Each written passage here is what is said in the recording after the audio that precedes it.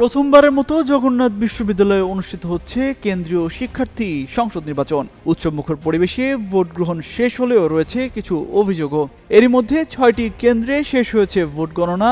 এসব কেন্দ্রে VP, GS, AGS পদে রয়েছেন শিবির সমর্থিত প্যানেলের প্রার্থীরা। বুধবার সকাল 9:45টার দিকে যোগসু নির্বাচন কমিশন এই ফল ঘোষণা করে। সেখানে দেখা যায় জগন্নাথ বিশ্ববিদ্যালয় কেন্দ্রীয় শিক্ষার্থী সংসদ নির্বাচনে 39টি কেন্দ্রের মধ্যে 6টি কেন্দ্রে ছাত্র শিবির সমর্থিত প্যানেলের ভিপি রিয়াজুল ইসলাম এবং জিএস আব্দুল আলিম ও এজিএস মাসুদ রানা এগিয়ে রয়েছেন। ভবিষ্যৎ হোক নিরাপদ, বিনিয়োগ হোক বিশ্বস্ত, আর আমার পছন্দ সল্ট বে। ওয়েলকাম টু সল্ট বে।